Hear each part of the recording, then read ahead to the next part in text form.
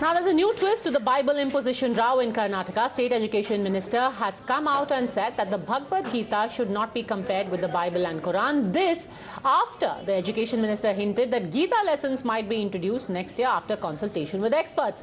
While building a case for the Gita, BC Nagesh said that Bible and Quran are religious texts while Gita imparts moral values. This has left the Christian body fuming, intensifying their fight. The Archbishop of Bengaluru asked that Hindu religious scripture is okay for the government, but the Bible is not. In fact, the entire controversy started when Hindu right-wing groups protested against a school which had a circular saying that students will be required to carry the Bible. After the uproar, the order was rolled back. The Archbishop confirmed that it wasn't compulsory for non-Christian students, but he also questioned why the introduction of the Gita is acceptable, but the Bible is so taboo. Bhagavad Gita may be the part of the moral science that will be decided by our experts. But you don't compare Bhagavad Gita with neither Quran or Bible, because Bible and Quran are the religious books. I don't think these distinctions are very thin. That you can't say that certain book is only religion, certain book is only morals, because these are both connected. And if you don't have the connection between religion and morals, bad for the society. A person who does not believe in God, his moral life is not going to be a good one. His moral life is not going to be supported by any principles. So therefore these both go together. And suddenly you can't say that if the government says that it's only a religion book, and if I bring another book and say it's only a moral book, I don't think it is correct. So the debate has now turned from the imposition of the Bible to whether the Bible and the Gita can be compared. Many other political parties have also waded in and said both books teach morality, teach you a way of life, and both should be kept on an equal pedestal. And if not, then the BJP is only being selective and divisive. They're saying they have no achievements. okay. This government is miserably failed. It is a non-performing government. Okay. Since they have no achievements, in order to divert the minds of the people, they are raising all these issues. If they're going to teach the moral stories of the Bible, there is nothing wrong. Even if they're going to teach the moral stories of the Bhagavad Gita, of the Ramayana, there is nothing wrong. Whether it's a school run by a Hindu institution or by or it's a convent, the important thing is moral. Now, this Gita versus Bible face-off comes a day after the state government issued notice to Clarence School in Karnataka seeking a reply from them within 7 days. This action came after the Child Rights Panel had sought a report from the district administration when there were protests about the imposition of Bible study. Joining us now on the debate, we have Mohan Viswa, spokesperson of the BJP in Karnataka, Professor Geeta Bhatt, who is an academic, and we also have Father Faustine Lobo, who is the PRO of the Karnataka Region Catholic Bishops Council and the director at Karnataka Region Pastoral Center. We also have Ajesh Kumar Shankar, lawyer and political analyst with us. Geeta Bhatt, tell me, if the Gita is available and okay in schools, then why not the Bible? Now that's the debate. Well, you see, one has to understand that when we talk about Bhagavad Gita, till date, there is no carbon dating which can define that when it is assumed that it was probably written 5,000 to 6,000 years ago, when there were no Abrahamic religions, when the Bible did not exist, the Quran did not exist, and Bhagavad Gita is a book which is about the teachings of Dharma, the righteous way of life. Okay. You know, it is the nectar of the wisdom of our ancestors, which has transcended through ethnicity, through national boundaries, which has, you know, it has, because of its teaching, it is popular across the world. People of various religions are actually adopting the way of life or the teachings of this book. Okay, Father It Lobo, is very unfortunate. Gita is about a way of life, It is being whereas the compared Bible to is the a books of religious Abrahamic book. life. Father Lobo, one can be acceptable, the other not. Father Lobo. I would like to first ask when the Bhagavad Gita has lost its nature as a scripture. It looks like recently these groups which are creating these troubles are trying to justify one against the other. I think for me, both the Bible, Bhagavad Gita, the Quran, or the Granth Sahib, or whatever scripture of any religion is seriously dealing with the different morals, moral values. And these moral values are inspired by the religious life. And now these moral values, when really lived in the society, there is harmony in the society. So every religion, for that matter, is promoting peaceful living, coexisting. It is about peaceful coexistence, even the Bible. Yes. Gita. So therefore, pitting one against the other or eulogizing one against the other is what is happening recently. It was not a phenomenon. Okay, Father Lobo, let today. Gita Bhatt answer. You can't pit one against the other. You see, no. See, the point is that we are not pitting it Bhagavad Gita against the Bible. Bible is a religious book which talks about following or praying for one God.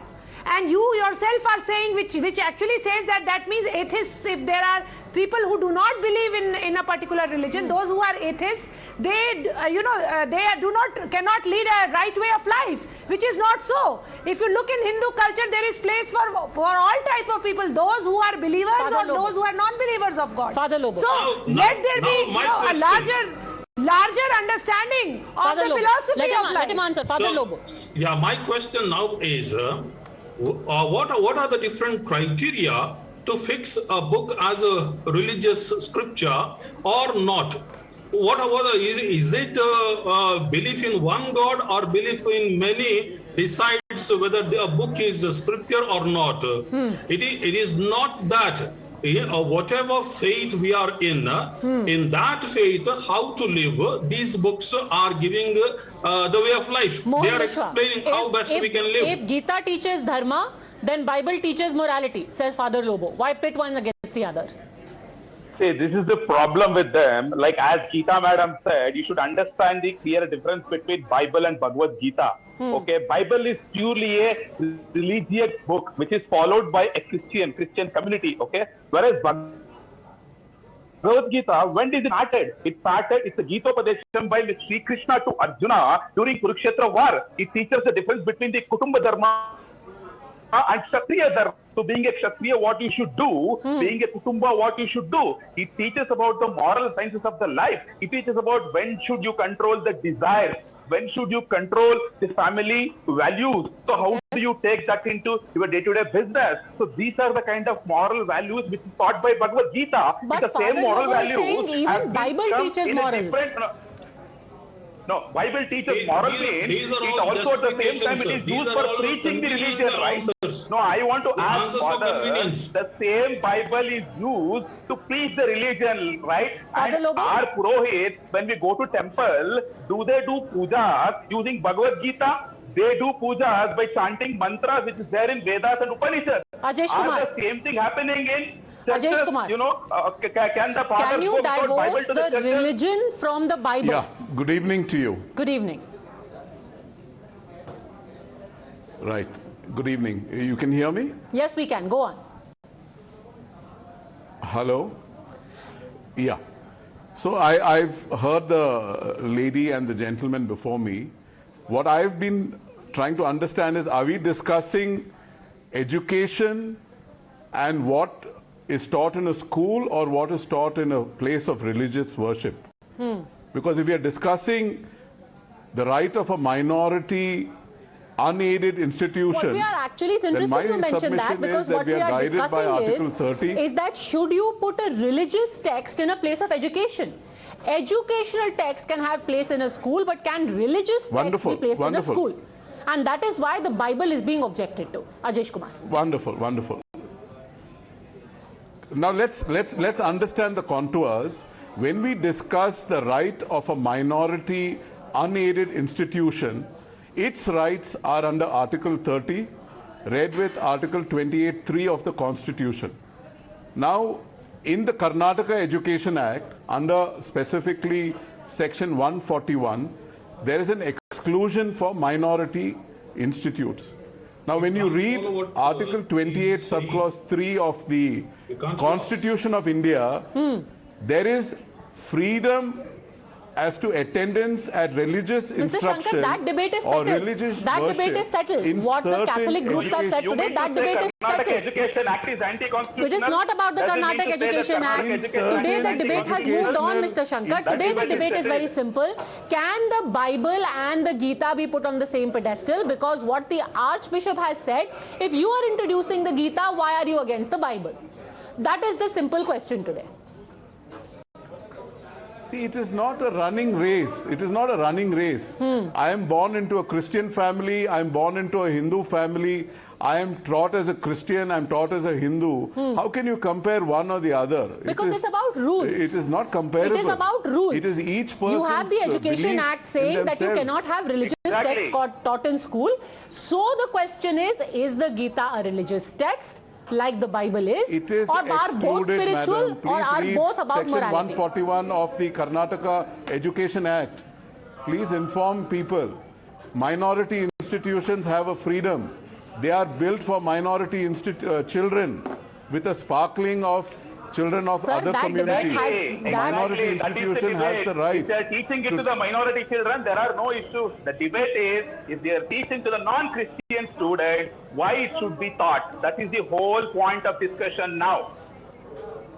Take your child elsewhere. It is a minority institution. It is not the institution for the majority. This is not the answer which It is an institution. Take your child elsewhere. Did you told the same thing in the case of hijab? It is the law. Did you told the Sir, same thing please in the take case the of law. hijab? It is the law. Did you told the same Please thing read in the your case of hijab to constitution. take the same girls Please to read come Article rather than 28(3). studying the same Please college read or Article school? 30. Please read what Article 30 says. Education Act is subject Article to 30 Constitution of says India, same specifically Article 30. minority I've read everything. institutions. The Act is in respect of on par with Constitution of India. Okay, the Act is made. Here the point of debate is why for non-minorities Bible is being made mandatory. When the complaint has come from the parents, the Karnataka government minister, Mr. B.C. Nagesh, has informed the BEOs and he has formed a committee to inquire whether the same is done or not. If the father and is that is why, Mr. Mohan Viswa, okay, you are well It within is your not rights to question that. compulsory. You are Please well remember. within your rights to question that. But again, what is asked back to you is that if you are saying that the Bible cannot be compulsory, then why say the same for the Gita? See, that's what I am telling you. Our minister 4 to 5 months back when this issue erupted, it's not now, okay, 3 to 4 months back also it started, when he said if there are moral values in all the three, let it be Quran, Bible or Gita or Mahabharata or Ramayana, everything will be compiled and introduced in the form of a moral science. That is what he meant. So you should understand that. So like as we said earlier in the debate, Gita is not a no, probably 3-4 months back, what Mr. B.C. Nagesh have told, you should listen to him. Bhagavad Gita will be introduced to next year onwards. Bhagavad Gita is not a religious book. Let me be very clear. It is. See, for your convenience. So you tell me how it is. Does Bhagavad Gita teach us what puja we should perform, what mantra we should perform? Does it say that what dress code we should wear while performing the puja? Does it say that what we have to follow? Bhagavad Gita says that. Have you read Bhagavad Gita, by the way? Bible also doesn't say that. Come on.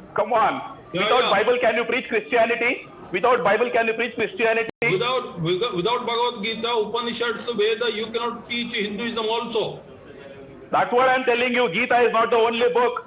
Therefore, your criterion is Gita taught moral science. It's not a religious book. So Gita this is also a religious book, and you are saying, including that, other books are there. Okay. See, Hindu Dharma has evolved over a period of thousands of years by practice. All the religions are Okay, evolved. Ajesh Kumar, do you buy that the Gita basically, Gita literally, in fact, was Bhagwan Shri Krishna telling Arjun at a time when he was conflicted, what is the way to live? How do you resolve the conflict in your mind? It is pretty much what actually today happens through TED Talks. On the other hand, the Bible has some very specific views on non-Abrahamic religions.